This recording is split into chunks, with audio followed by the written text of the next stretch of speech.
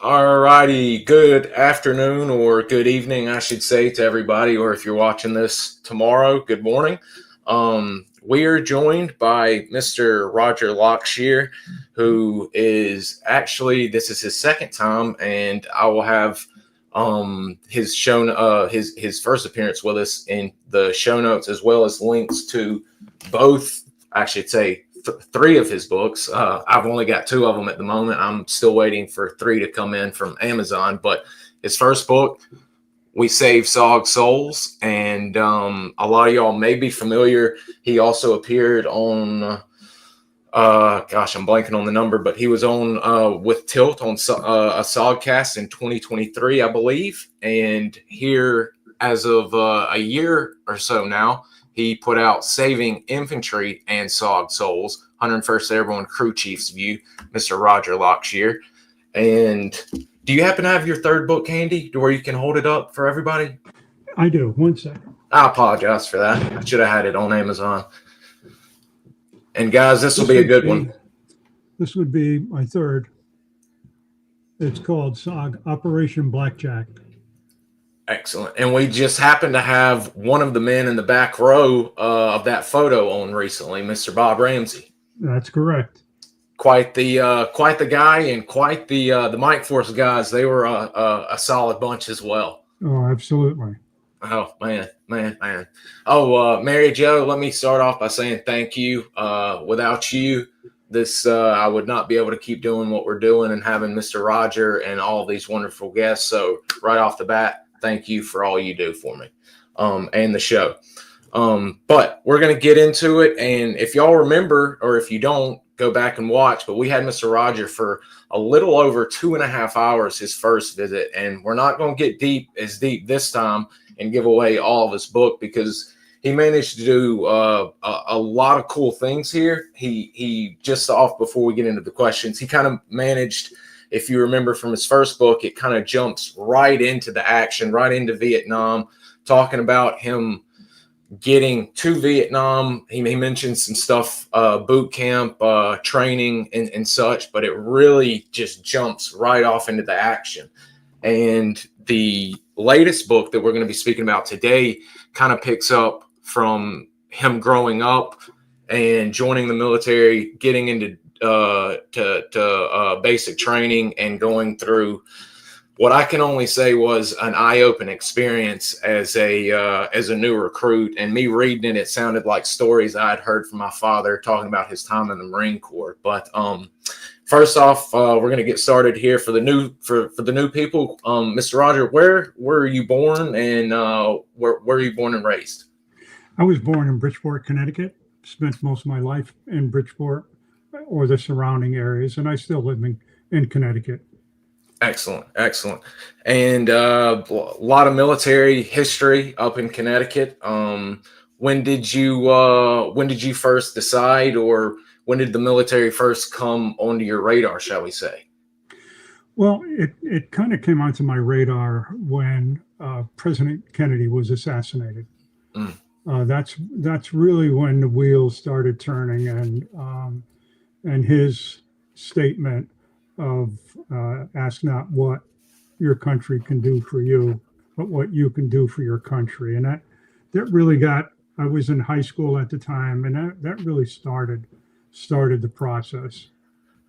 It's really amazing to hear the Vietnam guys and how many of you guys really were really moved by not only that speech, but him being assassinated, and realized this was a call to arms, shall we say, communism at an all-time high. So it's always interesting to hear about that. And you said you were in high school. I think you said you might have been actually at lunch when you found out that JFK was killed. That's correct. It was actually in a study hall right after lunch, and when the announcement, one of our teachers came into the cafeteria, which was also our study hall, and made the tearful announcement, and it was just a shock, and to everybody.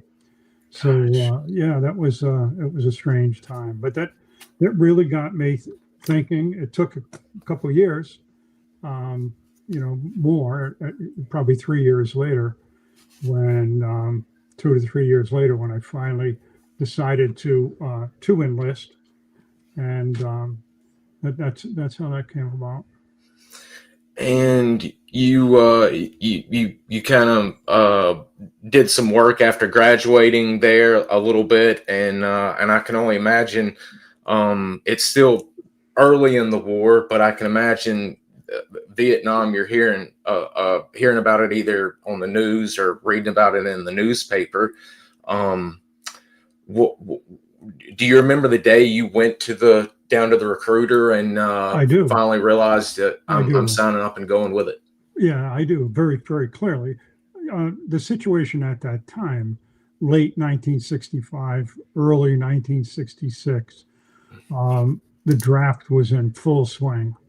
And I had friends of mine that were drafted that were supposed to have had a deferment. They were working as apprentices in the factories and so, but they got drafted. And the one thing I did not want was I did not want to be drafted. No. I wanted to have some control of my future and my destiny. And I was very interested in Special Forces at the time. And so I went to our local recruiter and talked to him.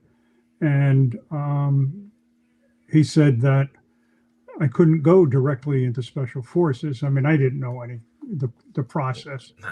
Everything was not new. Like today. No, not at all. So he said the way to do it is you enlist airborne unassigned,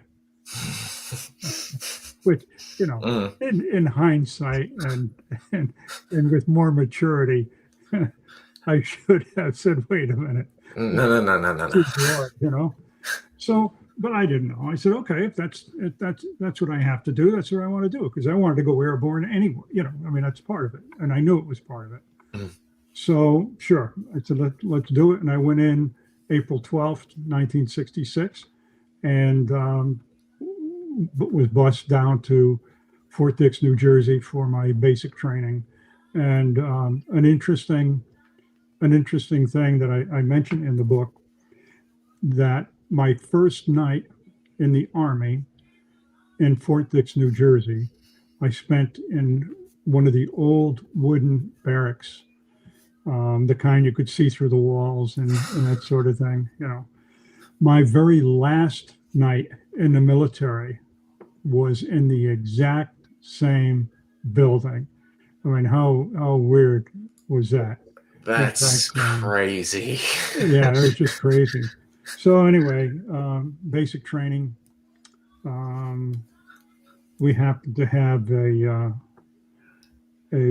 nasty drill sergeant. It was nasty, and he was a true Jekyll and Hyde, and I name him that in the book. Mm-hmm. Because again, I wouldn't disclose his true name. That's one of the only characters in the book that I don't use their actual name. Him and his sidekick, the assistant platoon leader or assistant drill sergeant. And this man could go from being a fatherly figure, warm, seemingly caring, concerned, and in a blink of an eye, you could see something come over him, something that was said that struck him wrong, and he would turn into a brutal monster. He was smart enough to keep it away from viewing eyes. And I'll give an example of this. We were in our basic training. We were in our platoon room. This is one of our very first nights, early on. We're all sitting on the floor and gathered around him, like sitting around for the storyteller. And he was sitting on a chair. He had a foot locker, by his feet. and he had, the various clothes, and he was talking about how you fold this, how the Army, you fold your underwear, and how you fold your socks. And one of the recruits kind of chuckled at some point. And at that point, I mean, this drill sergeant, he changed. His whole demeanor changed. His whole face was like a mask. And he walked out and stepped outside. And he called his corporal, his sidekick, yelled for him. He went out, came back in, and told the recruit that chuckled to follow him. And they went outside. Now this kid, this recruit, he was a big kid. He was one of the biggest recruits in our company. He was a big kid, strong, athletic looking. He stepped outside, and we didn't hear anything for a while. The corporal came back in, told us to disperse and hit the racks for the night. And we didn't see him because we were broken up, and we were in newer buildings or brick buildings, and we had rooms with 2 people per room. So we quickly dispersed. Nobody saw this recruit come back in. The next day, this recruit was hard to lift his eyes up, to look anybody in the eye. And the word was that this drill sergeant sucker punched him, cold cocked him hard, but in the body, not in the face where you would see anything, in the body, and just caught him blindsided. And so that went on throughout the 8 weeks, periodically. We had a fellow with us, and I talk about him in the book as well. We had a fellow with us that was, let's say, challenged. I would, by the way, you didn't describe him for reference. If you haven't read the book, Mr. Roger did not describe him as this way, but from the way I'm gathering it, it almost sounds like this was for McNamara's 100,000, one of those lower standard, shall we say, who became known as McNamara's morons, for lack of a better nomenclature. Yeah, and that's a terrible, Absolutely. nomenclature. This kid, he was your baby Huey, I'd say. He was extremely docile and mellow. He was challenged. He should not have been there to begin with. Well, this drill sergeant rode his case week after week. I mean, he just was unmerciful. He didn't touch him, but he was so hard on this poor kid, until finally, when we were bivouacking out at the rifle range, the shooting range, he put him up on top of this pile of dirt and like road mix and stuff. It was just a big mound. He had him standing up there at attention. Told him he was going to guard the place, but he had to stand at attention. And he kept him up there all night, and he would scream at periodically, the drill sergeant, private, so-and-so, stand at attention. Well, by daybreak, he was gone. He just broke, And it was really sad, because he was a nice kid. He shouldn't have been there to begin with. So that was our Sergeant Jekyll. And then my turn came. And it was unexpected. We're bivouacking. We're out at the rifle range. It was at night, and our drill sergeant, was broke everybody up into small groups of like 5 or 6, 7 people, whatever, in small groups. And he was going through explaining proper trigger control. And again, here's the fatherly figure talking like he's talking to his children, in a nice manner. And he said, this is a goal to strive for. He said, some of you may never, ever make it. That's okay. He said, but it's something to strive for. And it comes with, it could come with years of practice. And he picked up the M14 and he had one of the recruits take a quarter and balance it on the end of the barrel. And he said, then for trigger control, you squeeze, you don't jerk, and you just squeeze. And he did, and the quarter stayed there, balanced there. And so he took the M14, he handed it to one of the guys, and he said, here, you try it. Well, of course, he tried it, quarter fell, and he tried it, and the quarter fell. So we went around, and we got to my turn. Well, prior to going in the Army, I did a lot of hunting and a lot of target shooting, a lot of bench rest shooting. And I learned from my older brother who taught me trigger control and breathing, half breath, let half your breath out and then don't think about squeezing the trigger, just let it happen. So it came to my turn.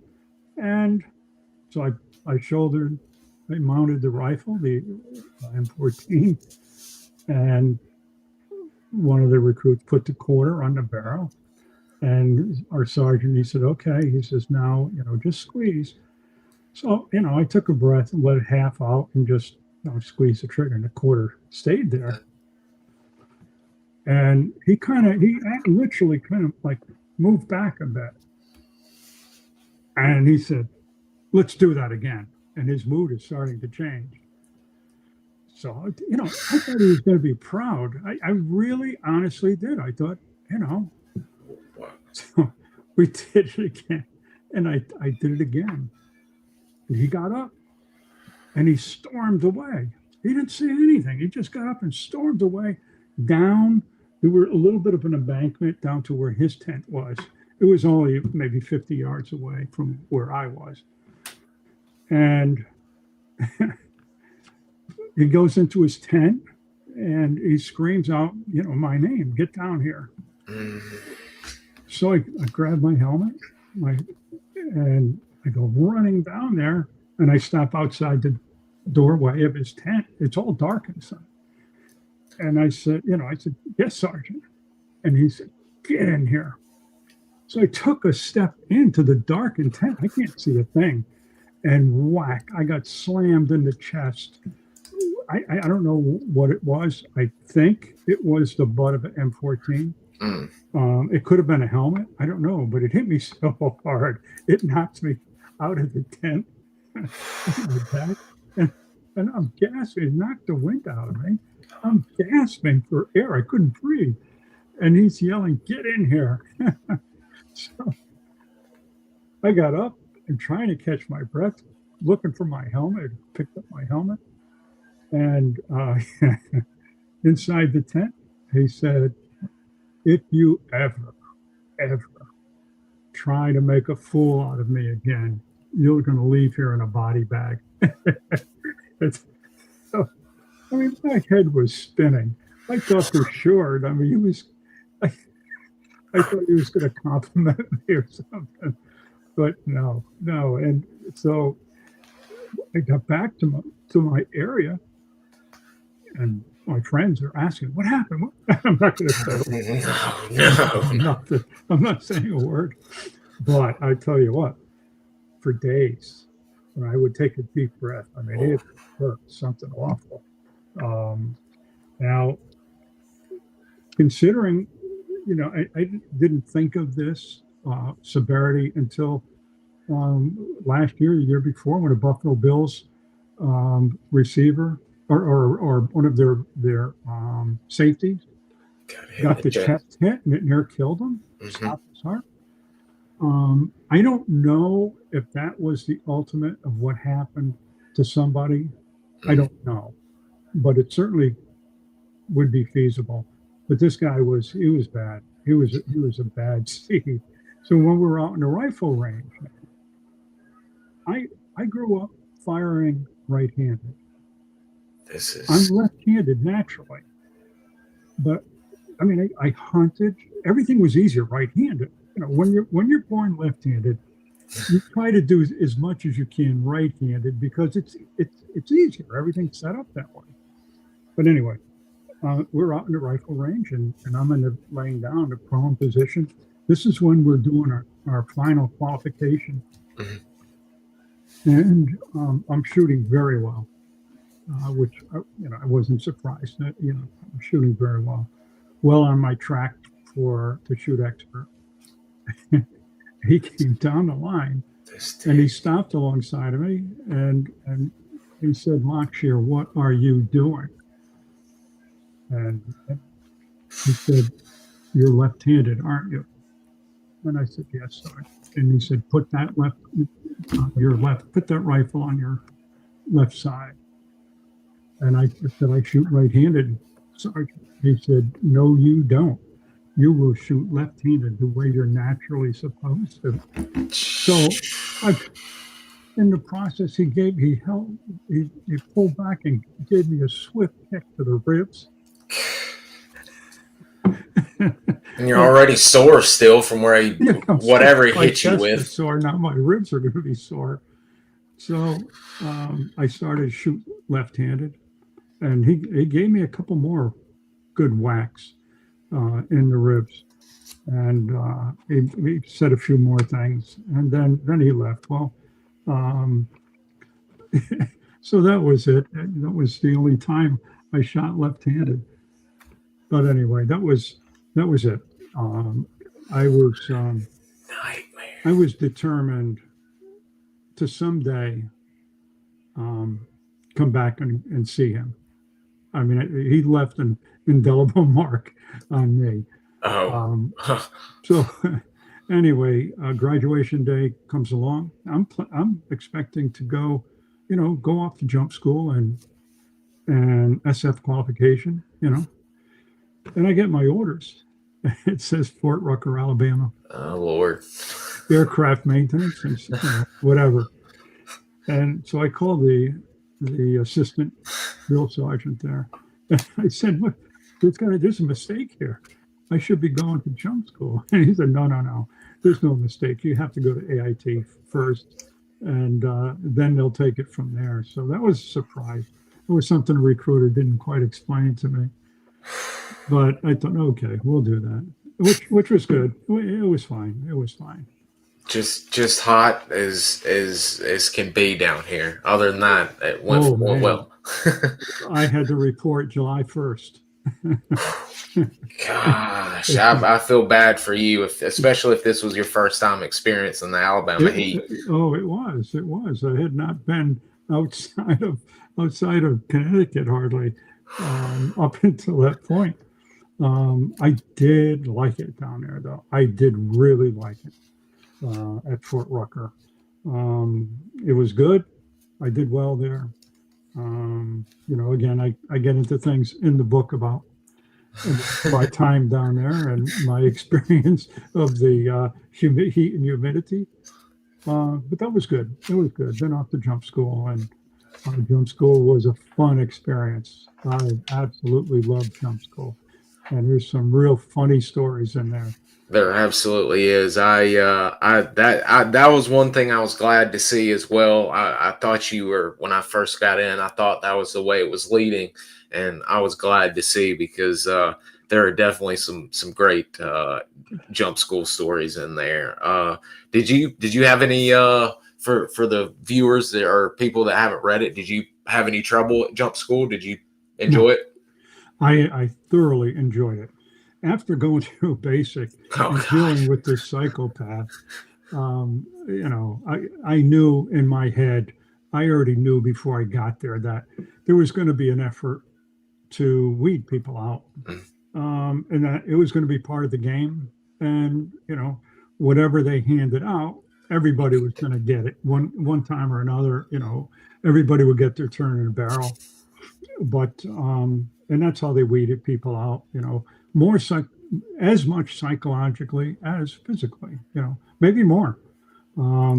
But yeah, I really, really enjoyed jump school. I loved every bit of it.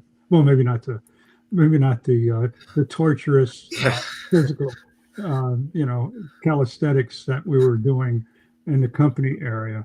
But again, it was a game. It was a game. It was to weed out people that shouldn't have been there to begin with. But jump school was good, and that's where I came to the crossroads of going SF or not. It was probably a couple days before graduation.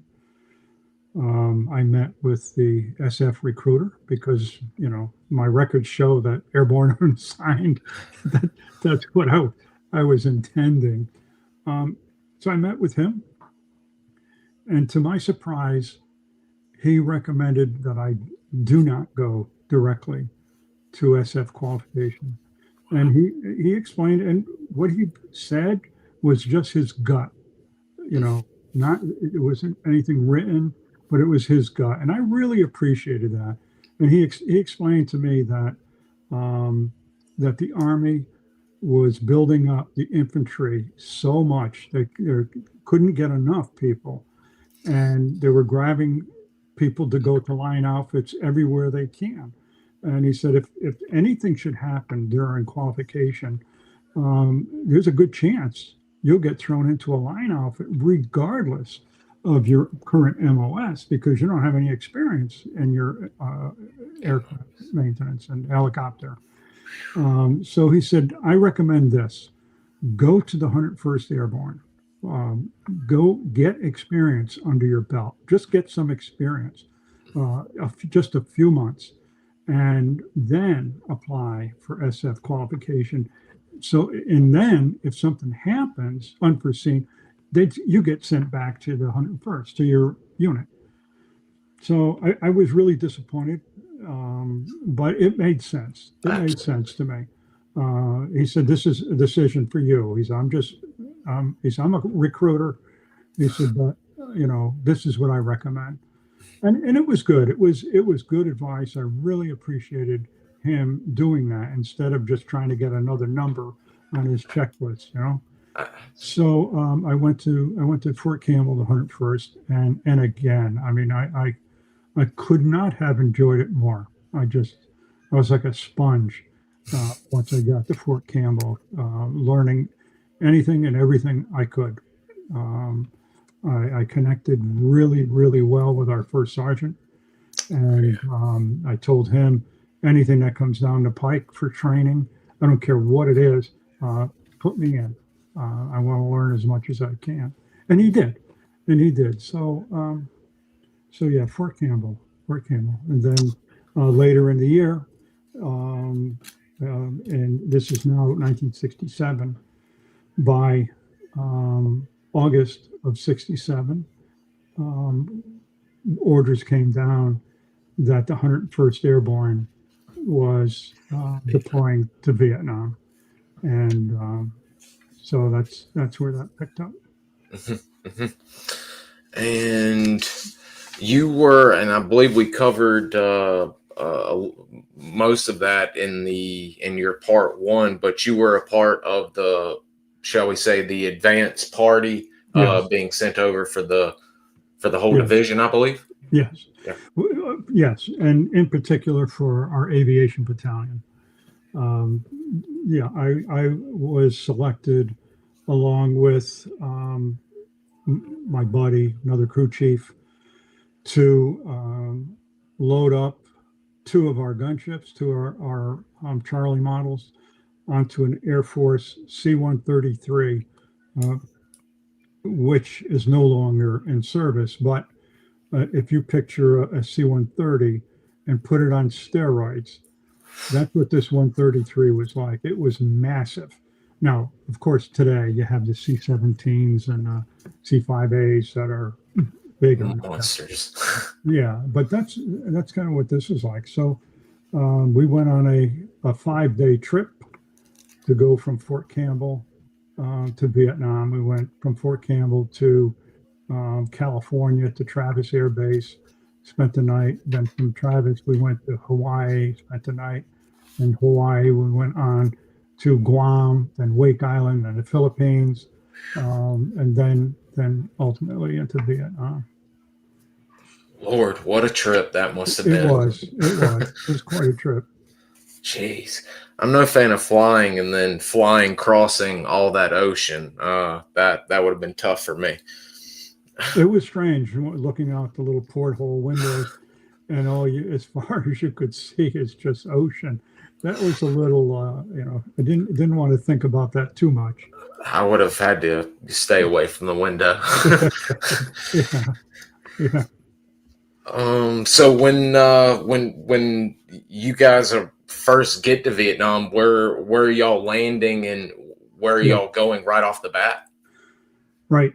We landed at Tan Son Nhut Air Base, and we were met there by our maintenance platoon sergeant. He got there before us, and I mentioned in the book about him how while we're in the States, I don't remember ever seeing him smile. And it's not that he wasn't a hard ass or anything, not really, but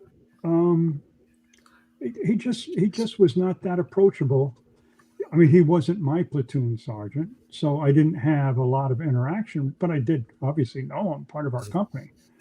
But when we got over there and he met us, it was like, this was like a different person. He was all smiles and welcome, guys. I'm your chauffeur today. Yeah, how did you eat ready for y'all? He was ready. Yeah, I mean, he was in his element, I guess. Yeah. Stateside responsibilities and formalities didn't sit well with him, but he was a good guy. He was a good guy in the States. He was just different in the States than he was over there. It was comical. It was like our tour guide. That is great. When I first got to that, I was like, geez, what a complete flip. I mean, he's like you said, he's in his element. It was in his element. He was just in his element. Yeah. That is great. When did you arrive in Vietnam? It was around December 6th, 1967. Wow. Things are about to get hot. Things are about to get very hot. We were operational very, very quickly. I mean, I was flying missions on the Charlie model before Christmas. That's quickly we were operational, and we things started to build up. But again, it was you kind of learn through the baptism of fire. You learn very, very, very quickly, and it's probably for me it was probably the best way to learn. Rather than hours and hours of classroom doctrine and all this and that. And no, it was just get out there. I mean, I knew my aircraft. I knew it inside and out. I mean, I took to that like a duck to water. I knew our weapon systems. I went for training on that, had extensive training on that. I had training on the M60, which we pre-helped. So it was time to put all the training, to work, to put it into work, put it into play, and we gained experience very, very quickly. And you mentioned going to the school and getting training on the weapon systems. I mean, pretty much. Right off the bat, you actually have to fix a seems like a fairly dangerous problem with one of the miniguns, I believe. Correct. Yeah. Well, the miniguns they were new. new to the, to the field at the time. The miniguns had a very bad habit of, if you manually, if the weapon is armed, if it's already loaded, if you manually turn the barrels, it would fire. It would fire one round. The next round coming into the chamber and the firing pin all work together. So so it was a problem. And we had, when we first started operating, we had a few accidental firings of new armorers or crew chiefs not thinking, and for whatever reason, turn the barrel and boom, you're fire off a round. So I had a tool making background. That's what I was doing before I joined the Army. And I realized that if I drilled a hole through the top outer casing of the framework of the minigun, I could drop a rod down through the barrels. The barrels are, set like, I could drop a rod down through the barrels, and that would keep it. You couldn't possibly rotate the barrel. You couldn't index it. So, so I did that. I tried it on mine, and I mean, it worked. We just had a rod, a 3/16 rod with a flag on the end. We just drop it down, and we kept it in the cargo, and with us in the cargo compartment. End of problem. So what we did, I ended up doing all of our 6 gunships. I drilled all of those, and so that took care of the problem. And the other thing that we did was the pilots would, when we're coming in to land, either just before we land or immediately after, they tilt the guns down. So a double safety, another safety. So yeah, so that took care of the problem. And interesting enough, this is a little side note. 2 years ago, I was invited to the 160th SOAR, the Night Stalkers. Yes. So while I was visiting with them and going through the hangars and seeing all their goods and stuff, I asked one of the warrants if they ever resolved the problem with the barrel rotating, and because I said, he said no. Oh my gosh. He said no, they didn't. He said, but what they do instead of doing what I did, what they do, the guns had gone through 2 or 3 different iterations to where they are. They have a solenoid on the weapon that drives the barrels. They can quick disconnect that. So when they get on the ground to rearm or refuel, they pop that solenoid out. And so I was thinking about that, and I said to him, I said, that makes a lot of sense to me when you're not in the midst of a firefight.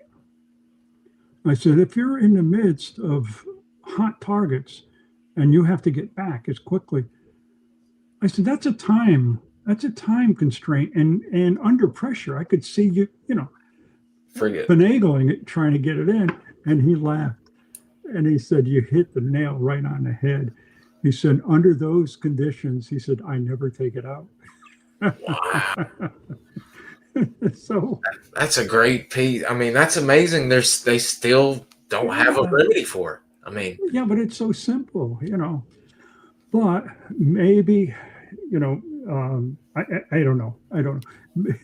The Night Stalkers. I mean, the pilots don't fly with a crew chief necessarily. On the little birds, they don't fly with a crew chief. So it might be a little cumbersome for them to try and deal with that sort of thing. And under normal conditions, just disconnecting that solenoid is a pretty straightforward thing. But it was interesting. So. That's too cool. That is. Yeah.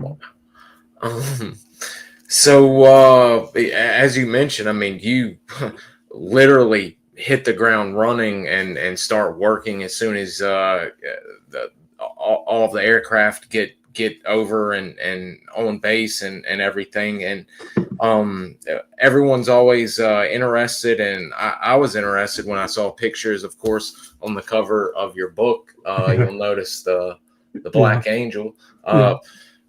Where did the name for the gunship platoon come from? Yeah, the name of our platoon, that was developed within the gun platoon itself. Everybody had, all the units had a name. All the companies, the gun companies had names. The slick outfits had names, and we needed a name.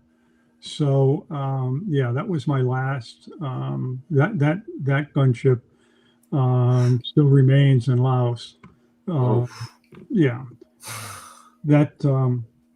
So we had come up with the name the Black Angels, and there were several. You know, we had the Grim Reapers, and now somebody's already got that, and you've got this, and you got that, and eventually it evolved, and I believe it came from one of our weapons, our armorers, that came up with that.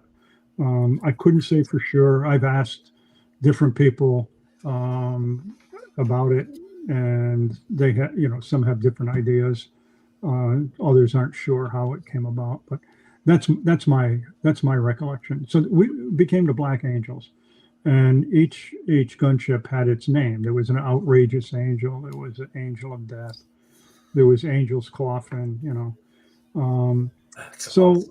By the time the picture you just showed of that hog, the Black Angel, we had already converged with multiple gun companies and became part of the 160th Aviation Group. So the Black Angels gun platoon was disbanded, and we became part of the Hawks ships. Now, our battalion commander at the time did not want names put on the gunships and or artwork on the nose and stuff like that. But I was, kind of determined. I wanted to keep the name going, so I put the name on the doors on the gunship, and then even on the nose. Eventually, got the name on it, and nobody complained. I mean, the air crews liked it, but we were the Hawks at that time. That's great. There's another shot of it with the stencil on there. Yeah, and that's the belted 40 millimeter. Woof. Yeah. Holy cow. Yeah.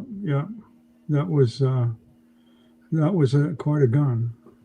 Yeah, I mean, y'all, and you can tell from the book the situations y'all get into, both support, as the title infers, with the infantry, and as well as RTs. I mean, y'all really get out there and mix it up with the NVA. I mean, yeah, we did.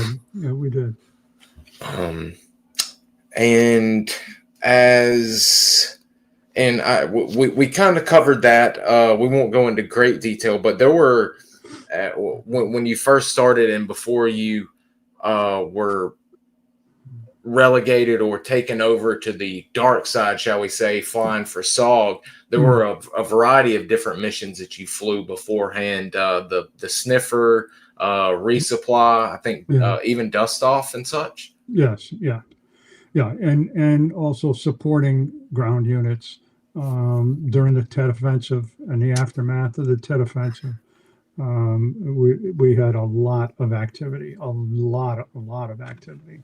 and I talk in the book about our encounter with a Quad 50, and I'll leave that up to the readers, but we had a gunfight with a captured Quad 50 that the NVA captured from the 17th Cav.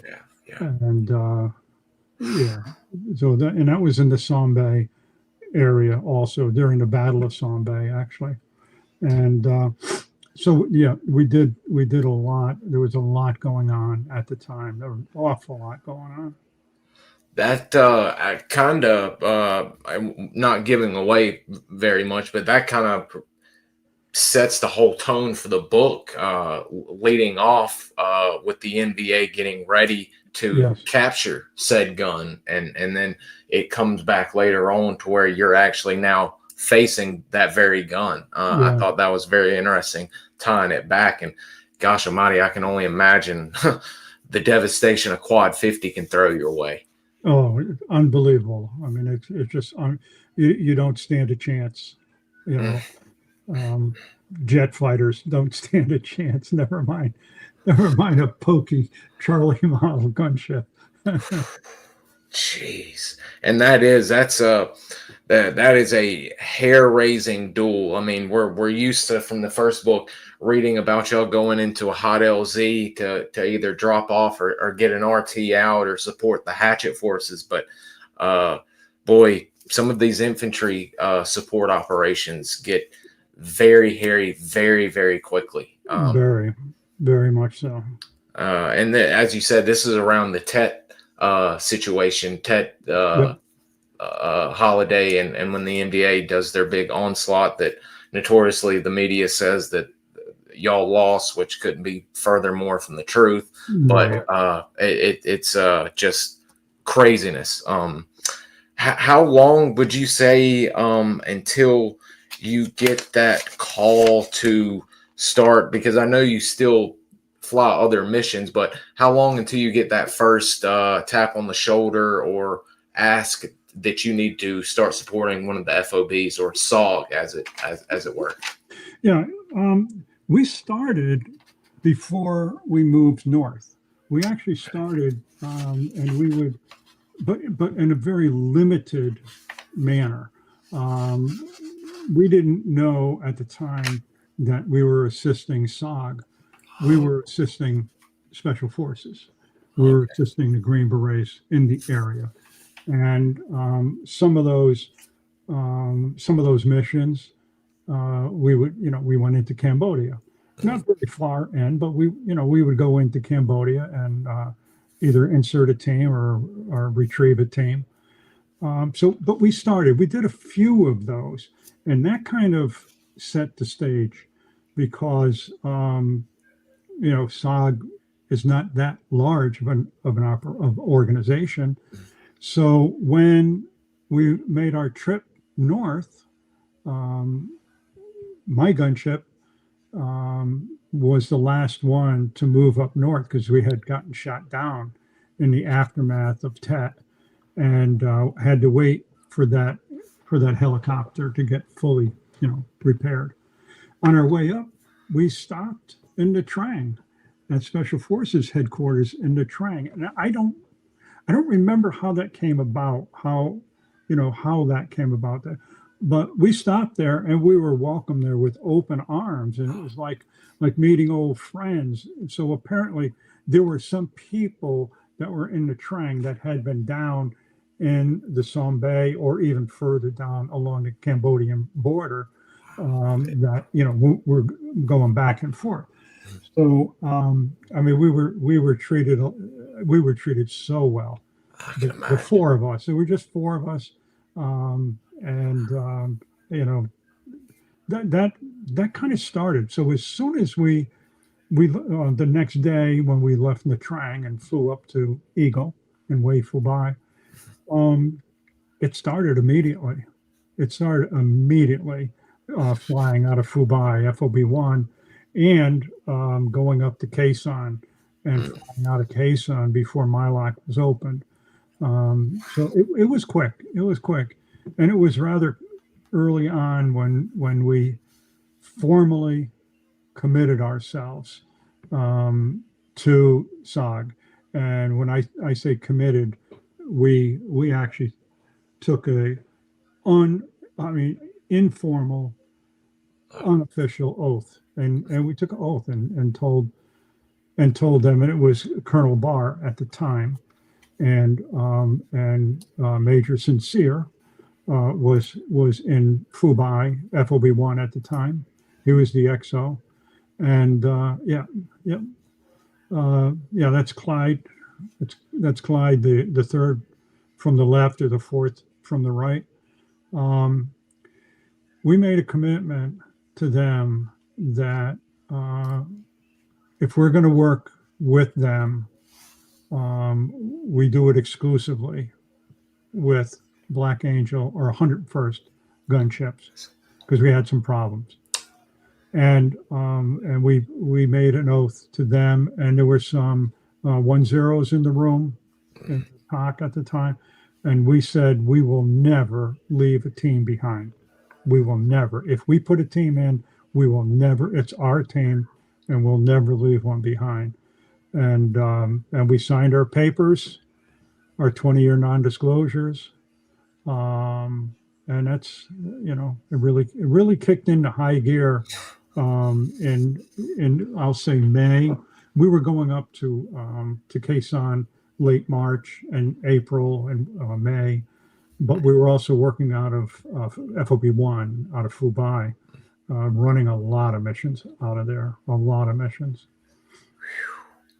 And I mean, you mentioned Song Bay, and everybody should know early on it stayed hot, but early on Song Bay was where Billy Wall was almost taken fully out of commission. He almost got his legs blown off, but almost died, and had not Paris Davis rescued him, earned the Medal of Honor.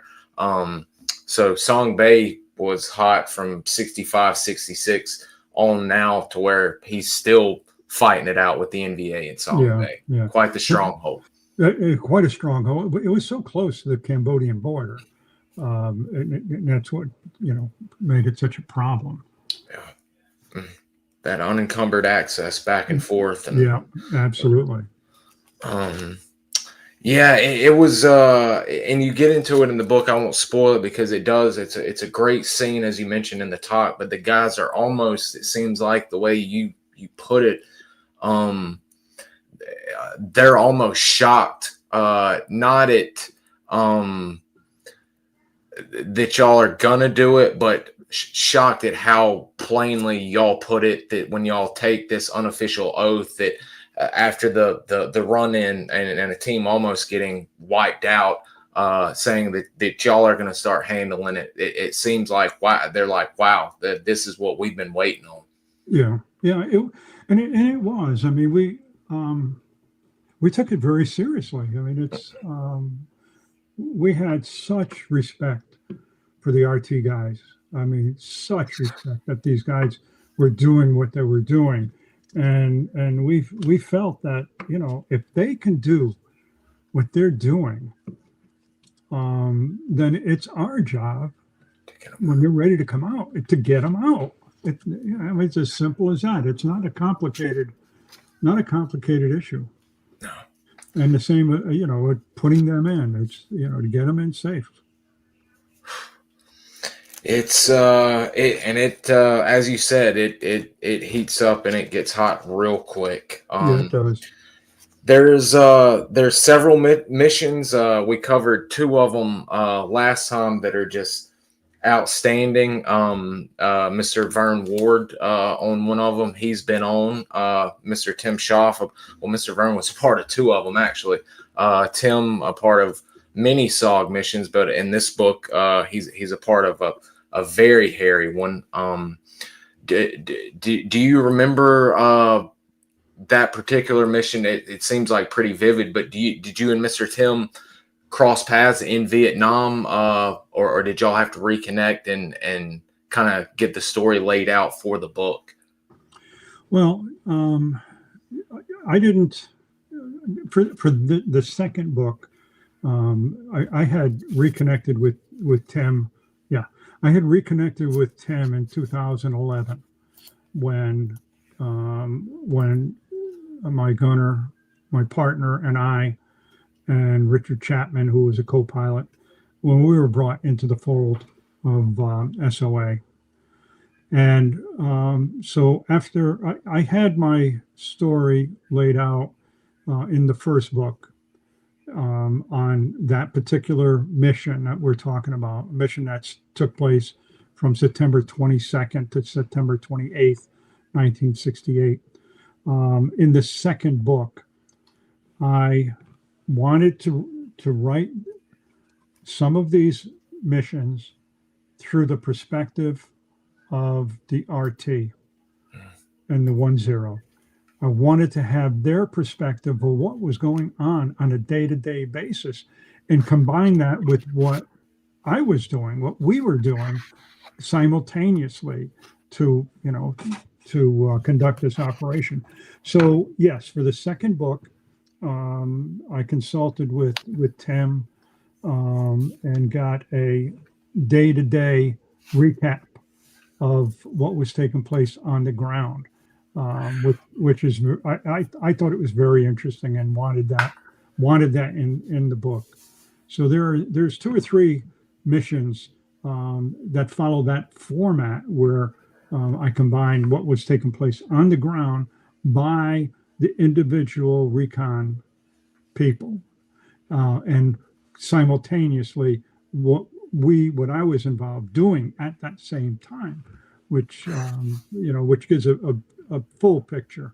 It's great. It is. I mean, it's going back and forth like a movie scene. It's Mr. Tim and the guys in the bush. Things are going wrong. Flashback to you guys getting ready, the prepping the aircraft and coming in. I mean, it, and I believe these are the Smitty and wasn't it Mr. Mike that were on that said mission? That's correct. That's Tim on the extreme right, Mike Armstrong in the center, and John Smitty on the left. Yep. Quite the team right there. That is quite the team, yeah. And I was, and I won't give it away. I'll let you maybe mention in passing a little bit, but I was quite surprised to see a name pop up that I did not know that you worked with or crossed paths with, but you supported RT, or maybe it been ST at that time, but RT Virginia and Mr. Stephen Bayless when he's up against some terrible situations on the ground. Absolutely, yeah. And remembered that mission very, very clearly. And it came about a few years ago at SOAR that, that's Stephen. That we were just having a conversation around the table, and I was asking Stephen if he recalls. I was trying to figure out who was connected to this particular mission that I had. I had a few notes on. I had in my mind, and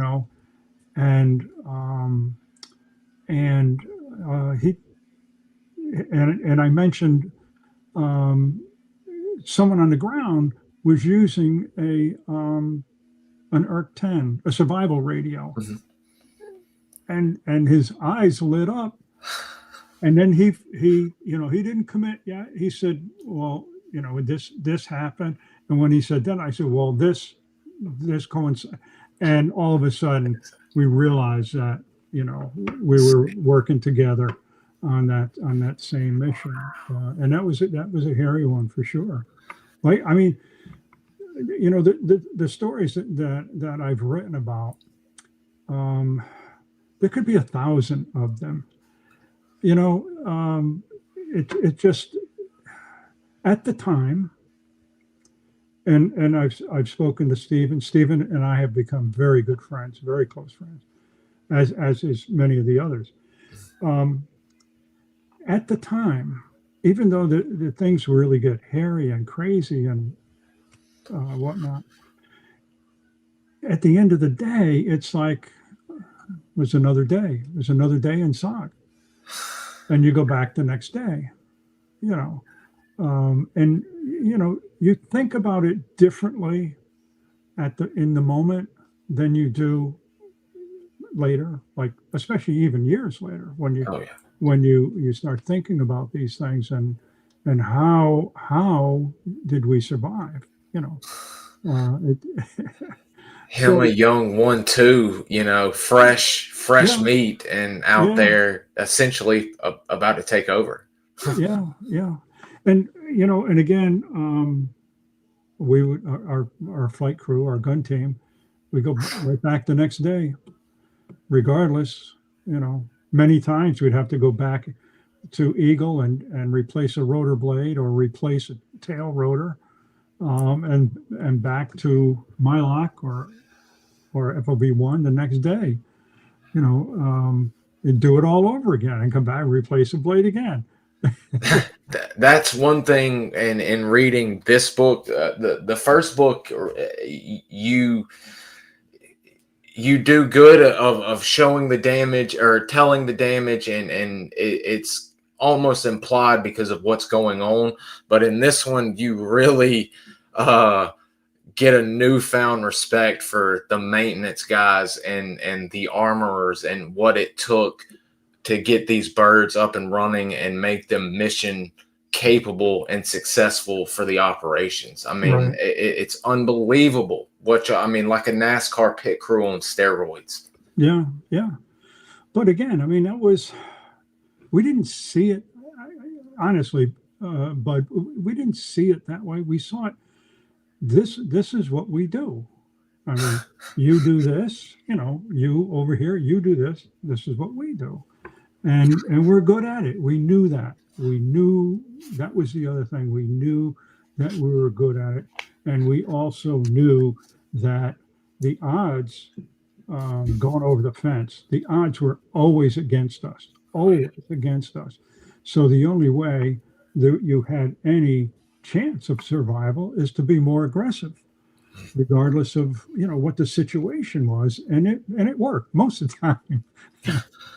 There's and there's not this isn't all happy stories the whole time through, because there's just to come to mind, I won't give the whole story away, but there's the incident, and I hope I'm not messing this up, from LZ Vabel, the Yeah. Fosdick 5 situation when the search and rescue takes place. I mean, there's some shoot downs and some hairy situations that occur, Yes. I mean, for you guys as well. I mean, it's tough. Yeah.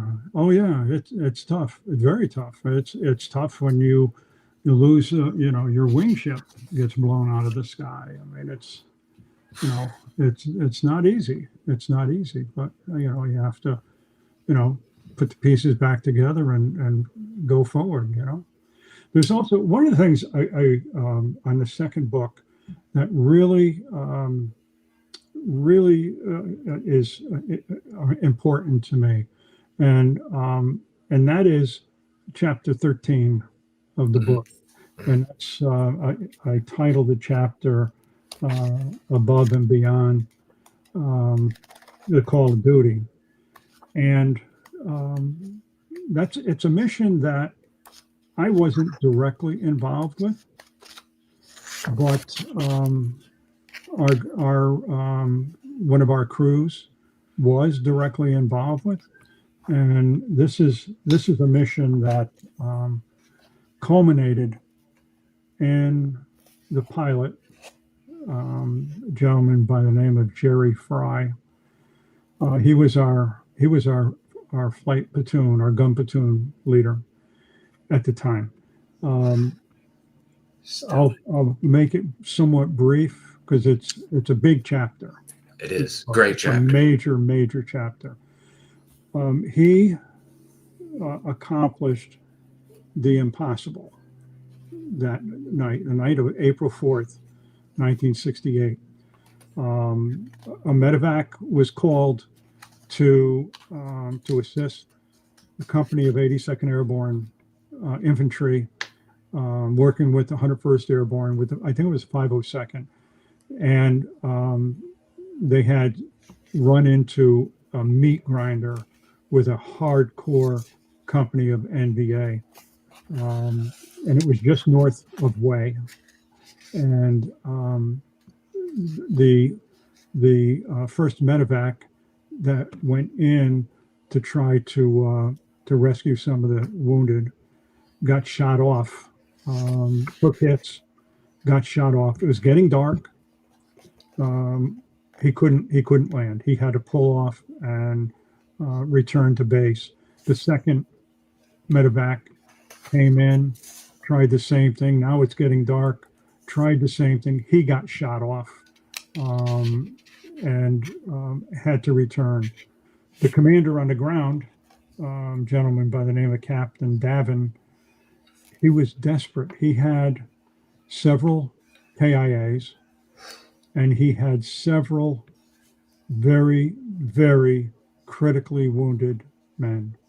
And he pleaded with Captain Fry, who was flying, obviously flying our C model gunship, pleaded with him to help because his men are going to die if they don't get aid immediately. So Captain Fry briefly consulted with his crew. Unanimously, they said, yes, let's go for it. Now, as you know, a C model gunship is not meant to carry passengers when it has armament.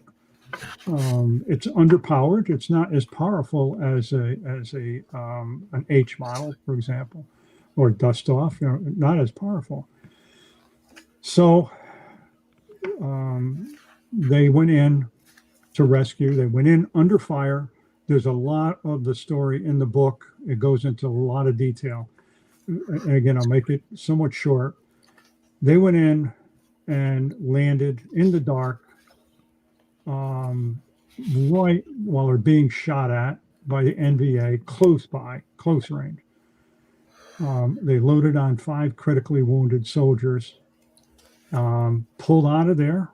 Now, again, a C model can't hover. It doesn't have enough power to hover unless there was no armament and nobody on board. It needs a running takeoff.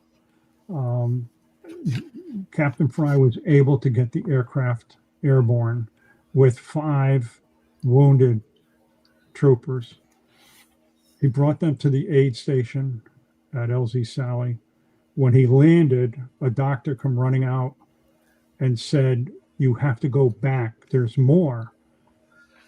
And so now, I mean, it's dark.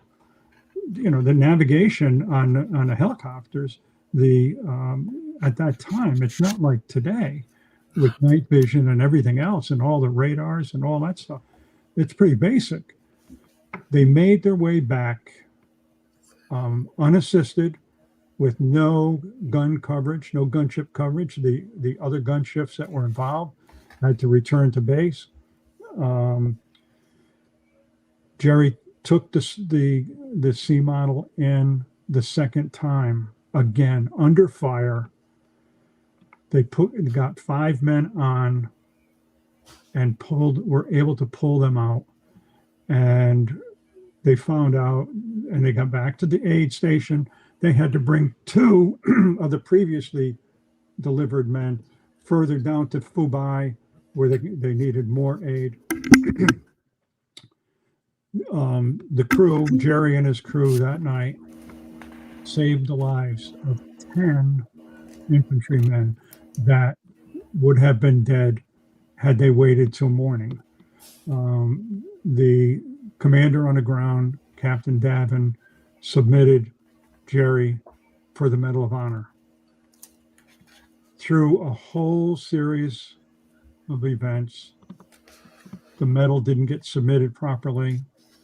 And again, I have all the documentation in the book about how that went down. And so over the years, friends of Jerry have pushed him to try to reopen the case to submit because it was wrongly submitted to begin with. And his deed, his valor that evening, there have been justifiably Medal of Honors received for less. You know, and they deserved it. They absolutely deserved it. Those that have received. But Jerry didn't want to have anything to do with it. He said, "No, I'm happy." He was awarded the Distinguished Service Cross. He said, I'm fine with that. Well, eventually his friends worked on him, and they gave him the go ahead to resubmit. Department of the Army and all the different channels have been given the runaround, turned it down several times. Now there's one last push to go to resubmit Jerry for the Medal of Honor. And there's a website that has been set up, and there's an email. I'm going to give you the email that can be gone to, where people can find out information. There is a petition that they could sign. Absolutely. Yep. And the email, this is one long word. Vietnam Stolen Valor.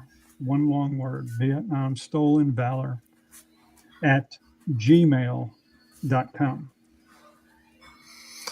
Vietnam Stolen Valor, one word, at gmail.com. Correct. Excellent. So, and there's an effort for Jerry to his case to be relooked at. So many improprieties were done during the submission process. Mistakes were made. The fact that the ground commander Captain Babin had only been in country with his unit for about 30 days. So their clerks and whatnot weren't familiar with the processes of, something like this. And that was the start of a whole bunch of comedy of errors, but not a comedy. So I would encourage anybody listening to this to please go there. Jerry is releasing a booklet that is about his time in the military. It's a small book, and it's the name of the book is An Unusual and Rewarding Mission. Mission. And that phrase was written by his crew chief at the time. His crew chief by the name of Charles Bartlett. He was a good friend of mine. Charlie was killed in August of 1968. He was involved. He was flying with Jerry that night. And so to me, of all the chapters in the book, that's the most personal one for me, because it's such a phenomenal sacrifice that they were making, the crew was making, putting others' lives ahead of theirs with unquestionably, and pulling off what they did is just miraculous. The besides the direct men that they exfilled on the aircraft, I'm not going to give it away, but they saved many more lives with their gun runs and what they did before they even got on the ground. I mean, they saved countless lives that night. Yes.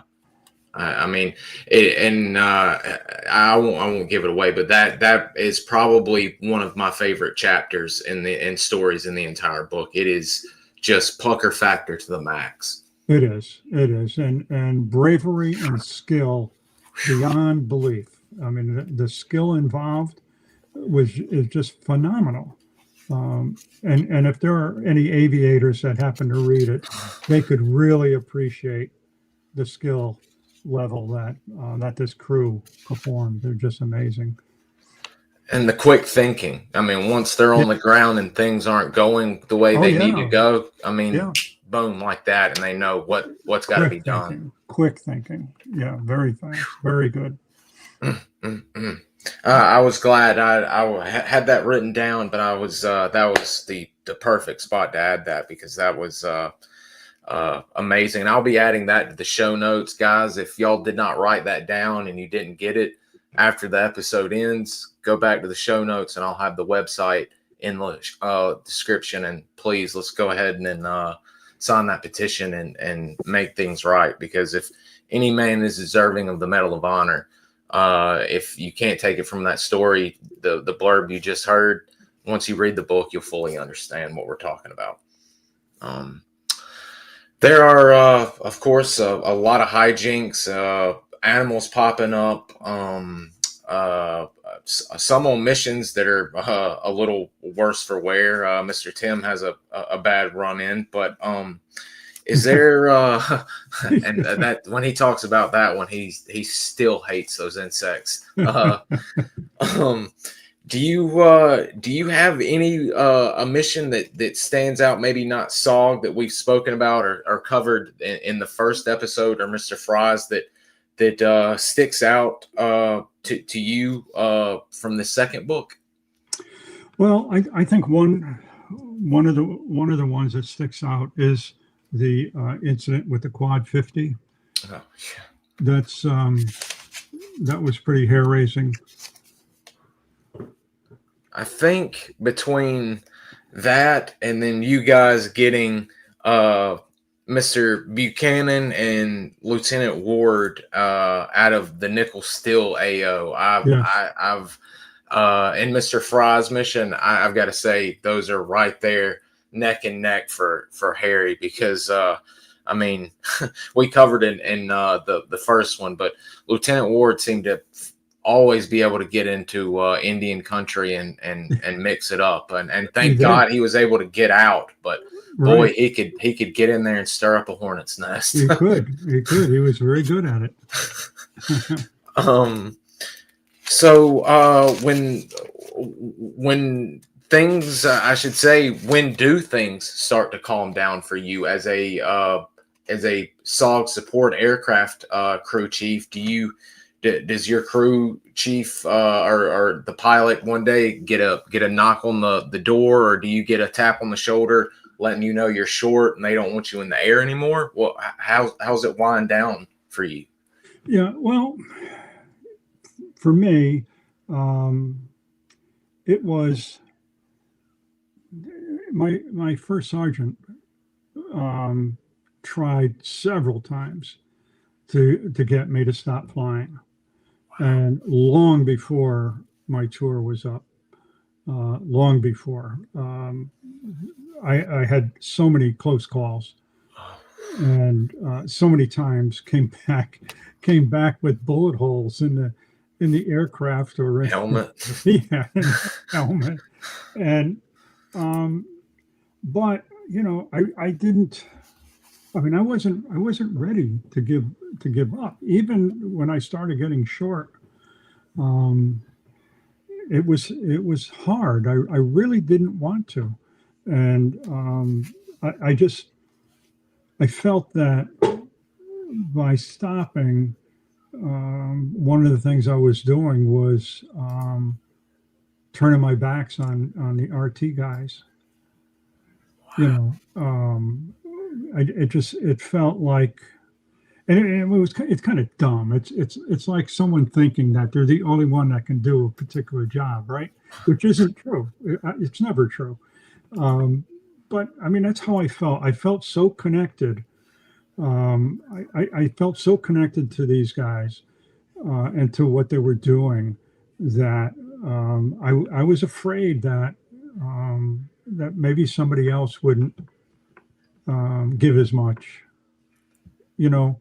Maybe somebody else wouldn't be as aggressive, and so that was hard. It was really, really hard for me to stop flying. I was offered, before I rotated back to the States, our CO asked me if I would consider a 6-month extension. And he said, if you do, he said, we'll promote you to E6 and you won't have to fly. And I said, well, if I'm here, Flying. I want to fly. And he said, well, you can't fly as an E6. You can't be a crew. And I said, well, I can't see myself sitting in the background while all this is going on, So I said, it was a great offer because at the time, my 3-year enlistment was up in April. I was returning to the States at the end of November, the very end. So if I took a 6-month extension, that would bring it to like May, right? My normal enlistment was up in April. Plus, I would have had a 30-day leave, throughout the whole month of December. So it would have just been, it was a great offer. It really was a good offer. But I said, no, I can't be here and be on the ground. I just can't do it. And so it was hard. It's kind of, whenever you're on one of these missions, every single one of them, you get an adrenaline rush. Oh, I can't imagine.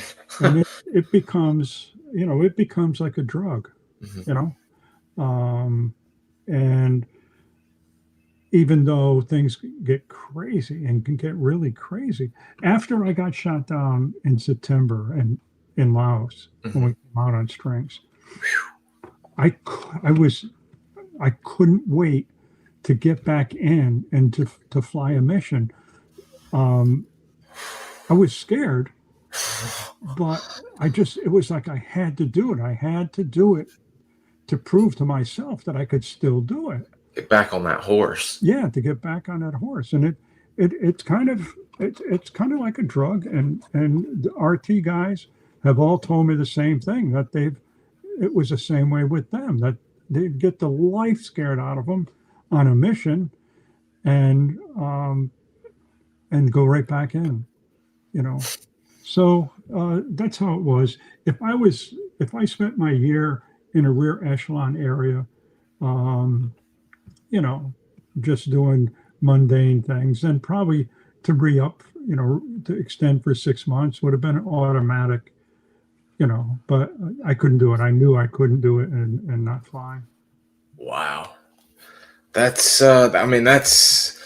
some guys would just, it's so unique, like they say, you guys are born. It just doesn't happen. I mean, most people would be begging to get out of the field, get out of the air after facing a situation like that. I mean, that's just a testament to all of y'all. I mean, it's just like the recon men say, like you said, it gets in your blood and you can't get it out. Yeah, it's hard to get it out. It's hard to get it out. It's like a piece missing. Wow.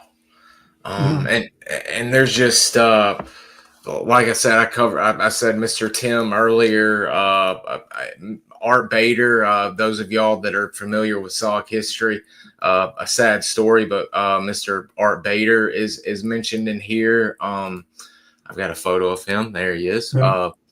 I mentioned Mr. Buchanan earlier. There's a lot of great SOG 1-0s, recon men that are in this book that worked out of Mylock, out of Sahn. So you guys, if you're looking for good recon missions and good air asset help, and as well as those non-SOG missions get, as I said, quite hairy. I was surprised to see how much y'all are getting into, to be honest. You really need to pick up this book, and I'm waiting for my blackjack book to come in. I'm sitting on pins and needles waiting for that one to come in. Is there anything that that you would like to close out with today? Actually, we did have one last question. I apologize for that, sure. Red, and I think that would be a great way to close it out. Okay. He'll never forget. Yeah, Mr. Red's a Vietnam vet as well. Red, where did that question go? I just saw a flash of it. There it is. At the time, did you think you might get home or not, Roger?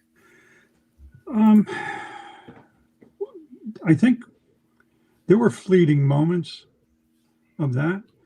The major time was on September 28th when I was hanging on a string.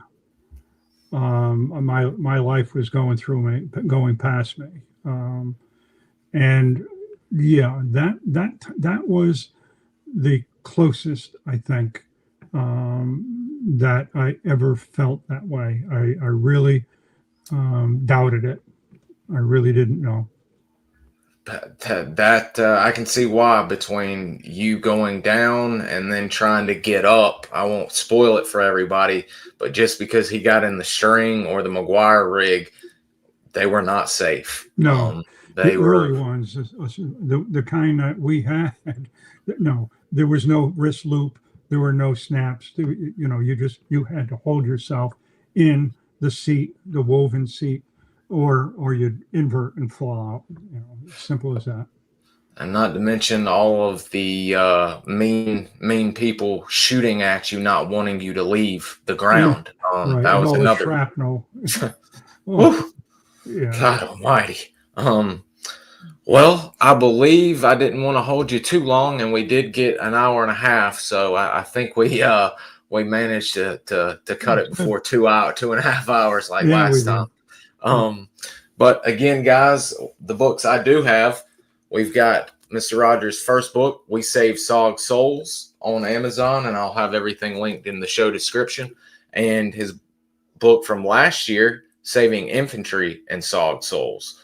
And as you saw, the newest one, SOG Operation Blackjack, which I cannot wait to get and read. So please hop out there, get those if you don't have them.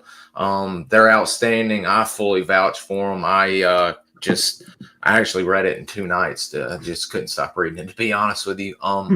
So get out there, get it. And is there anything you'd like to say before we shut down, Mr. Roger?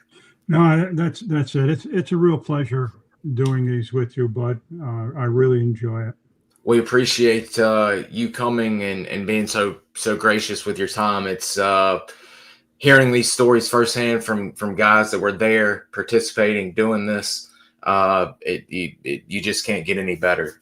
We appreciate it, and it means more. I'll say it for everybody. It means more than you know. So thank you. Thank you.